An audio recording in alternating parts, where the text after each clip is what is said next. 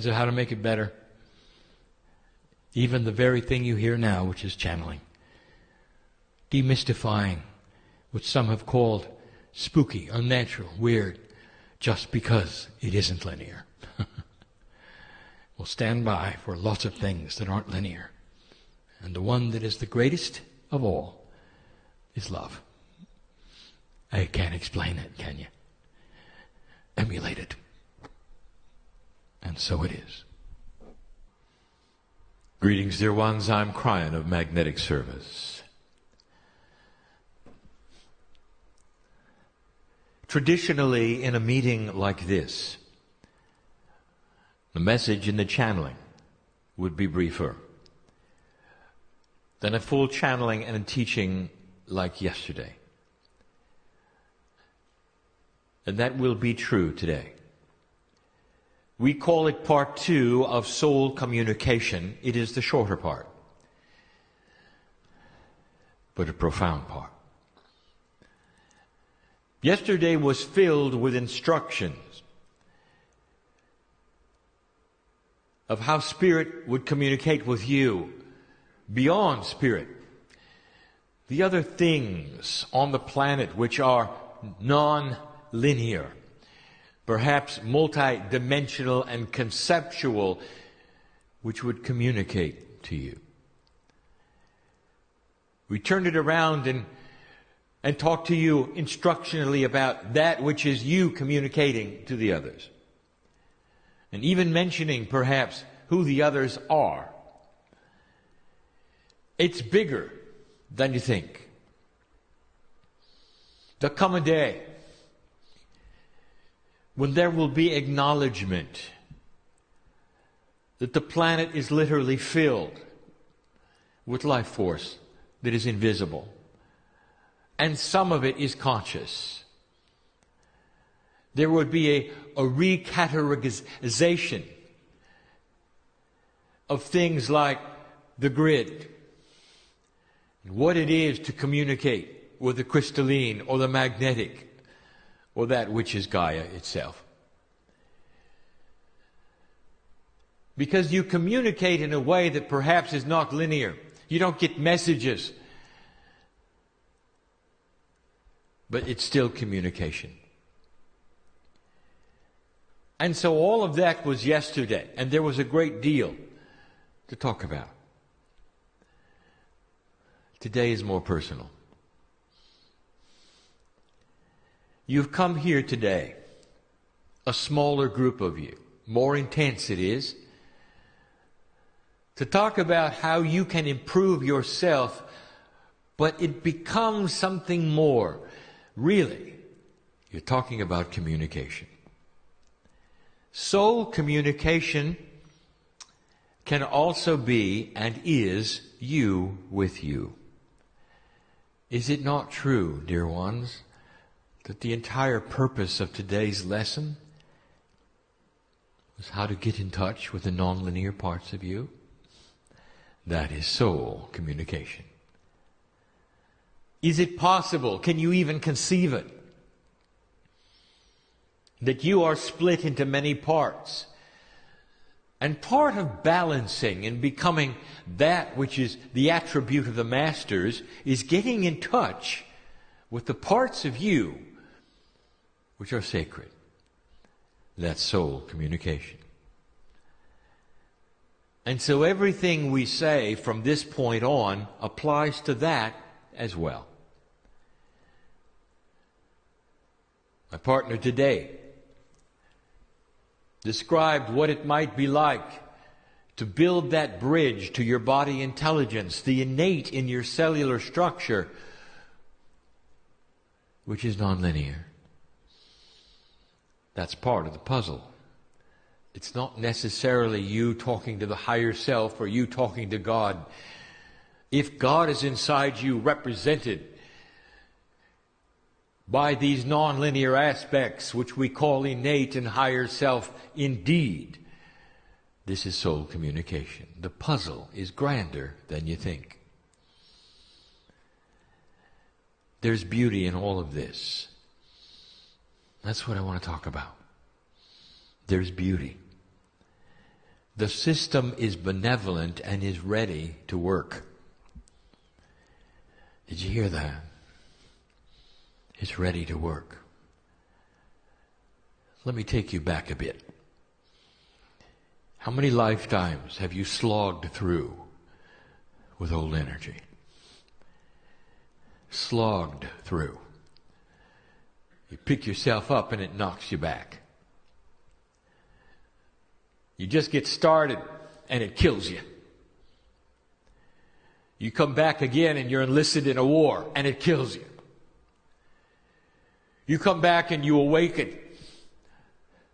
You become even shamanic and it kills you.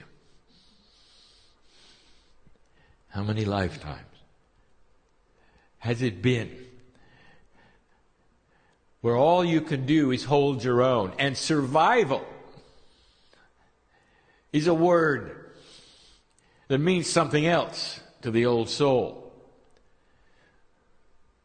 Survival in an old energy with high consciousness. This is ending. All of it. And the planet is not going to suddenly become higher in consciousness, dear ones. Instead, the systems around you, which know who you are going to start working closer with what you know.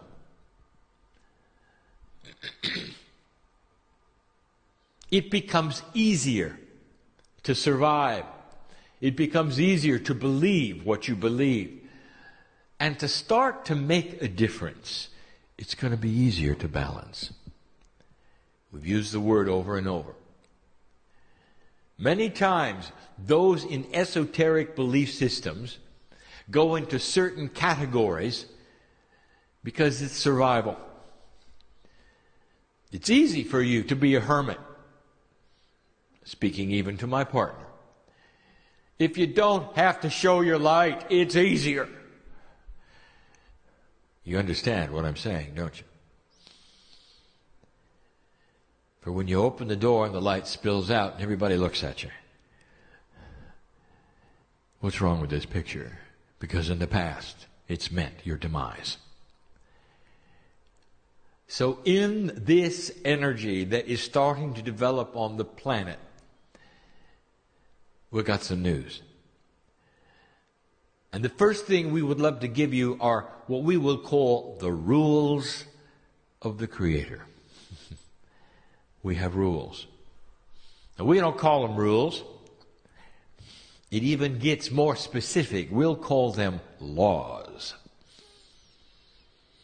They are not violatable, nor would we want to. Spirit is not like a human. There is not a consciousness that is linear, that has rules or laws. It's the best way we can tell you how things work. The laws of physics are absolutes, and they have to do with the operation or the process that you see in reality that matter then approves of. The laws of physics are not conscious laws being obeyed by a consciousness. They're the laws of physics. We have laws of spirituality when it comes to human beings. And let me tell you what they are. First of all, they are honoring, and they are beautiful, and they are benevolent. Would you expect anything else from the creative source? Would you? Here they are. We stand apart from you. We stand apart from you.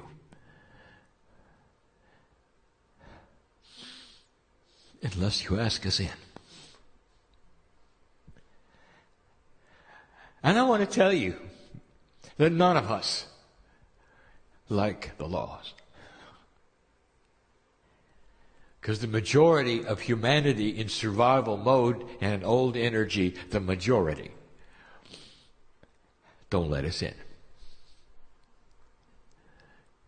Can you imagine your children suddenly becoming different and not recognizing you?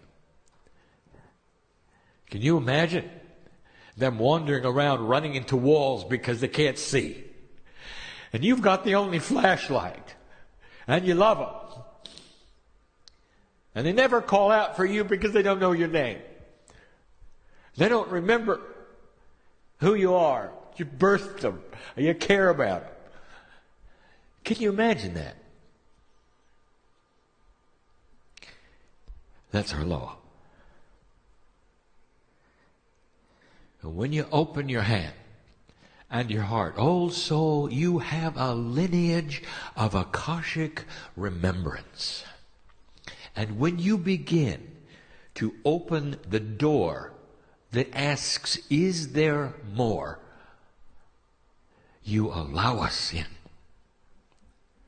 That's the law. Now, it's not just us. And this is where it gets good. It has to do with what you have called the sensitivity of energy with a human being. You walk into a battlefield where the crystalline grid has remembered what happened. Now, this is changing, and we've told you. But you walk into that battlefield and you feel it. And there'll be somebody with you who goes, what's wrong with you? And you'll go, don't you feel the energy? And they'll go, what's that? And you'll say, something happened here. Don't you feel it? And they'll say, no, I don't. And they'll look at you like perhaps you're pretending. Or you want attention. Or you're oversensitive. And you know better, because you feel it. What is the difference between you and them? And the answer is this. You're letting it in, and they're blocking it. We're going to talk about blocks in a moment. Some of you will walk into the forest and will feel it talk to you. It'll surround you with its love, with its beauty. The trees are pushing out oxygen as a benevolent system of photosynthesis. Wasn't always there. Can you imagine a planet without it? You wouldn't live long. What a system. The plants give you oxygen, and you give them carbon dioxide. What a system. You look around, and science will say, well, it happened by accident. What a system. An accidental cooperation of nature and humanity. They know who you are. You walk into the forest and you feel it hug you. And somebody's next to you with a chainsaw. They don't care. They don't feel it. It's a resource. What's the difference between these two human beings? There's no judgment here. I'm just asking you, what do you think the difference is? You're letting it in. When you make the decision that it's okay to feel it, it'll be there. Most don't. They block it. The law, it will come to you with allowance. The moment you open the door of allowance, lets you begin to feel it. Those are the rules. It's not just us. There are a number of what we would call benevolent energies on this planet, represented by groups with names that you have given them, that cannot get through to you unless you allow it. That's their rule as well. It's the same as ours. And you're not going to hear from the Pleiadians or the Arcturians or the Sirians or the Hathors or those from Orion unless you open to that possibility there could be more. Benevolent groups which represent your DNA essence, who know who you are and are here to help in so many different ways. The amount of help you have on this planet is staggering. majority of humanity will not allow it. Now that's where the old soul comes in. You're already tuned up. If you're hearing my voice, you're allowing it. Well, let me tell you what's going on, dear ones. There are various degrees of allowance. But all you have to do is open the door, and it begins.